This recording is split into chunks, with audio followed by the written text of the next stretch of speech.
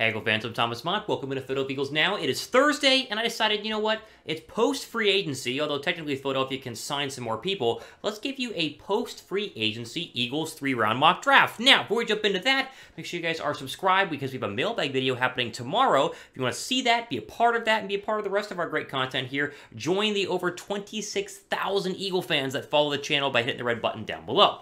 All right, so as I mentioned, I want to jump into a 3-round mock draft. My last 3-round mock draft was over a month and a half ago, and obviously Philadelphia, they didn't do much in free agency, at least up to this point. They still could technically sign somebody that's out there, but they've kind of done what they wanted to do, and so now let's talk about team needs and where I would go based on a mock draft simulator in terms of the 3 rounds in the 2022 April mock draft, or April draft, I should say, which of course is happening soon. Today is the 24th of March. The draft begins April 28th, so we're a month and 4 days away, give or take a day, for night one. And night one, that is be very, very exciting for Philadelphia because as of right now, they have all 3 first-round draft picks. Now that can change. They can trade up, they can trade down, they can trade it away for players, but it's seeming like Philadelphia will have multiple picks in the first round as of now, and so I'm very curious to see who they spend that on.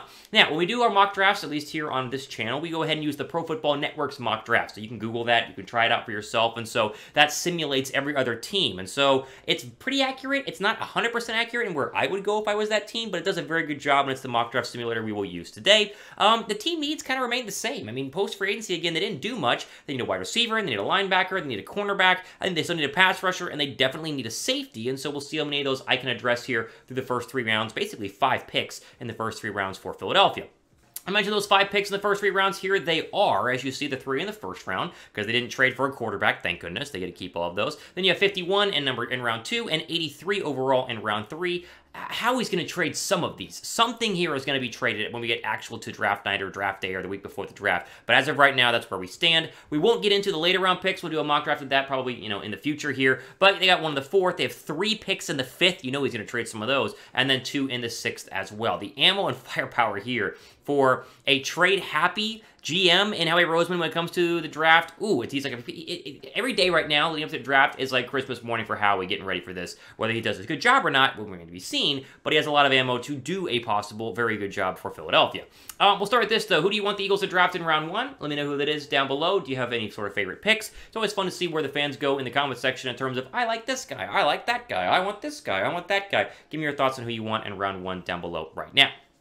Okay, so here's where the mock draft simulator went with the previous 5 picks, and it gives you a good example of who was available and who was not. Obviously, inside the top 10, the main guys you would expect to be gone were gone. The Evan Neals, the Thibodeaux, the Hutchinsons, those guys were all gone. You saw Mott Gardner go to the Jets at number 10. You saw Washington take Charles Cross, the offensive tackle, at 11. The Vikings took Jordan Davis. I like that pick there for the Vikings, someone to keep an eye on for Philadelphia. Trayvon Walker, the pass rusher from UGA, went to the Texans, and then Drake London went one before Philadelphia at 14 to the Baltimore Ravens. That's a very accurate pick because Baltimore for sure like a big physical receiver for Lamar Jackson. So, at number 15 overall in the mock draft simulator, Thomas Mott selected Derek Stingley, the cornerback out of LSU. Now, this is a great example of how drafts change beginning in January and when we get closer to April. Last mock draft we did, Stingley was the guaranteed top 10 pick. I mean, he was the first cornerback off the board. Since NFL Combine, since Senior Bowl, and that's completely changed. Mott Gardner is very clearly the number 1 cornerback in this draft. He did not allow a touchdown in single coverage his entire career at Cincinnati, and he went number,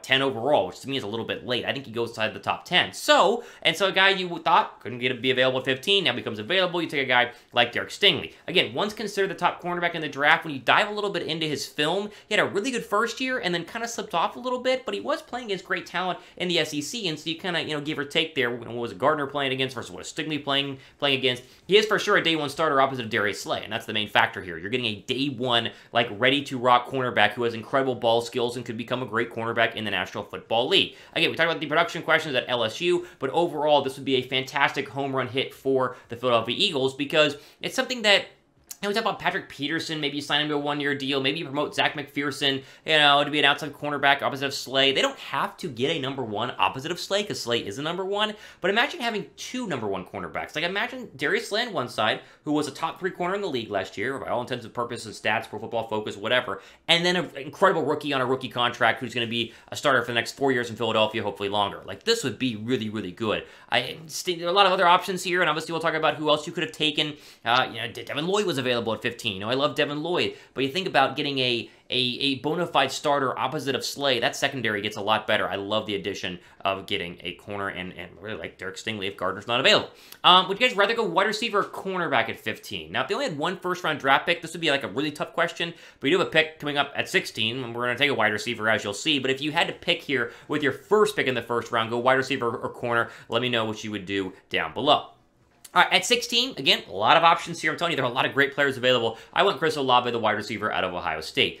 I've never seen a more mixed bag of first-round wide receivers in recent draft history. There have been some very good wide receiver drafts, like very good wide receiver drafts. Think back to the Jalen Reagor draft when we took Jalen Reagor instead of Justin Jefferson and T. Higgins and Chase Claypool. Move on from that. Let's not talk about it. But there have been good wide receiver drafts. This one, though, there isn't a bona fide #1 wide receiver. Like, there isn't one where you went, this is the best receiver in the draft, everyone will take him first. Because some people like Drake London, some people like Treylon Burks, some people like Garrett Wilson, some people like Chris Olave. But after the NFL Combine, when I saw Olave run a 4.39, and it was an unofficial 4.26, I think, or 4.28, whatever it was, and the official was a 4.39, that just kind of, to me, locked him in as my favorite receiver in this draft. Now, I love Treylon Burks for the size. I think Drake London, if healthy, the size is incredible there. You have some Megatron-type vibes out of him. I think Garrett Wilson, he wants to be an Eagle, grew up an Eagle fan, talked about that recently. But Olave, he's the best route runner in the draft. I think he's the best route runner out of all the wide receivers. And even though I want a physical guy, if you get two incredible route runners, Devontae Smith on one side, Olave on the other, you're creating a matchup nightmare for a ton of different defenses trying to figure this thing out. Because who do you double team, right? You have Dallas Goedert coming across the middle. You have the threat of Quez Watkins, Zach Pascal. I mean, you have a really legit receiving core. Now, you can make the argument that, you know, you could substitute Olave for anybody else, because Garrett Wilson's numbers are similar to Chris Olave, Treylon Burks' numbers are similar. Like, most of the receivers we talk about are right at 1,000 yards, double-digit touchdowns, double-digit yards per catch. Like, they're all very similar in that aspect. So you can insert anybody into this depth chart, and I'll be happy about it. Again, Burks, whether it's London, whether it's somebody else. But I think Olave makes a ton of sense for Philadelphia for the route running. I would get a receiver later on in the draft, maybe in the 3rd round, maybe in the 4th or 5th, try and find that size guy. You think about the guy from South Alabama whose name is escaping me right now. There are some other receivers who won't go in round 1 who are going to be bigger, and I think they need that physical presence. But I love Olave, and I think it's a great pick here at number 16. Okay, we move over to number 19. Here's the guys that are still on the board, right? Matt Corral out of Ole Miss. You know, rumors, Philadelphia wants a quarterback. That's dumb. Move on. Jermaine Johnson, I've mock drafted him last time. Love Jermaine Johnson, the pass rusher. Andre Booth, the corner from Clemson. Obviously, Treylon Burks is still available there. And David Ajabo, who we drafted in the last mock draft at 15 overall. He is still there due to the Achilles tear. More on him in just a little bit. All right, we'll get to 19 in just 1 second. First, though, again, make sure you guys are subscribed for more draft coverage. We're going to do more mock drafts as we lead in. I try to do at least one a month, right? We'll get another one in April, maybe a couple in April, because obviously April's when the draft is. So if you guys like the channel, you like draft coverage, go down below and subscribe. All right, number 19 overall. Here's the deal. I went ahead and took Nakobe Dean, the linebacker out of UGA. And again, that's over Jermaine Johnson and over Treylon Burks. I thought about both of those players. Now, you know, I like Devin Lloyd more than Nakobe Dean. I think Devin Lloyd's a more complete, ready linebacker in the National Football League. However, he went 19. Or sorry, he went 18 overall. And so I went ahead and had to settle for Nakobe Dean because I would have taken Devin Lloyd, but he was gone one before, and so I went ahead, like I said, and took the linebacker out of UGA. Now, I could go pass rusher here, and I think Philadelphia needs another pass rusher. However, they did get Hassan Reddick in free agency, and obviously they already have Josh Sweat and Brandon Graham. Like, you could take the Eagle D-line and be fine right now. You can't take the Eagle linebacking core and be fine. Like, they need to go ahead and upgrade the linebacker spot, and Dean's speed is absolutely fantastic. There are arguments you could wait for Chad Muma out of Wyoming. You could go ahead and wait for linebacker out of Alabama in round 2, but let's just get a bona fide #1 linebacker. Like, can we have that in Philadelphia? Like, can we just finally get, like, this is an elite linebacker, we're going to have him for the next 10 years. Can we have that? We have not had that forever in Philadelphia, really since Jeremiah Trotter. He was the last great linebacker that played middle linebacker for Philadelphia. Dean's a great pick. You know, it's a no-brainer here. UGA, champion, everything. I think Philadelphia has got to get a linebacker. Drop a like if you guys agree. You think Philadelphia has got to get a linebacker in the upcoming first round? Give this video a thumbs up. I think most of you would agree that the Eagles need to go ahead and do that. All right, quickly before we get into the round 2 with a very surprise pick, as you'll see, quick shout out to the hat and t-shirt combo. It's $30 right now. The sun has come out. If you live in the South like me, it is sunny every single day, and I need a new Eagles hat, and this might be the one that I go for. Chatsports.com/Eagles combo. It is only $30. I mean, it's like a $40 combo, $30. You get kind of the black-gray t-shirt with the Eagles everywhere, which I think is pretty cool. And then, of course, you get the green hat as well. All the different sizes are still available. This is going to go quickly. Jump on it right now. The link is down down below in the description box. Chatsports.com/Eagles combo is the link that you need. Pick up your hat and your t-shirt, $30 right now. All right, we get to round 2, 51 overall. There were some good receivers available, and I thought about a lot of them because you're talking about, guys who could be potentially number ones. You get first, second round discount. However, one guy stayed available that I just couldn't pass, and that's David Ojabo out of Michigan. Ojabo was once considered a top 15 pick. I took him 15 overall in my last mock draft in February. However, towards Achilles, obviously at the Michigan Pro Day last weekend, and so now he's looking at a long recovery. Now, his personal doctors and his internal campus said it a 6-month recovery timeline, which with modern medicine, we're seeing that happen. I think Cam Akers with the LA Rams, but more specifically, 8 to 10 months is your realistic time frame here. So would he start week 1? Probably not. He's going to be maybe in the Landon Dickerson column, where Dickerson, maybe he gets to start, and Dickerson did eventually, or did start at the beginning, obviously due to injuries as well. He kind of worked his way in there. But the thought process is you're taking him in round 2 for the future and not for the now. I think Ojabo maybe could play at some point in 2022, but if he gets healthy, 100%, he's back to where he was. You're getting an absolute steal. You're getting a top 10, top 15, first overall pass rusher in round 2. And so I think this is a risk that you're willing to take. Philadelphia does this a lot. We said with Landon Dickerson, they take injured players in round 2. Sidney Jones, who they think has tremendous upside. Why would it be any different? Ojabo here is a no-brainer. I think Howie does it, and I'd be fine with it because they obviously have 3 first-round draft picks.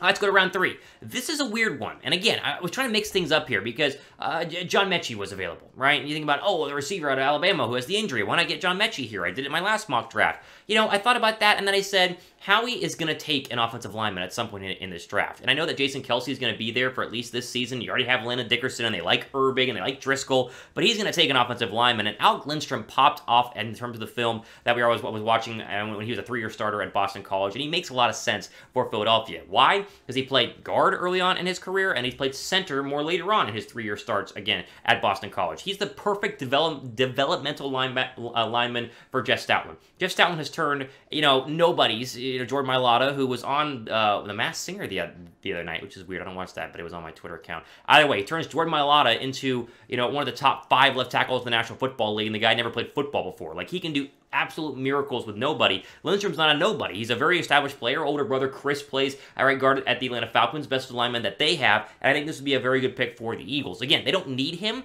so maybe you can make the case you want to go safety here, and that's fine because they need a safety, but I just trying to think what Howie would do, and Howie would take a lineman, and so let's take one of the best ones available here in round 3.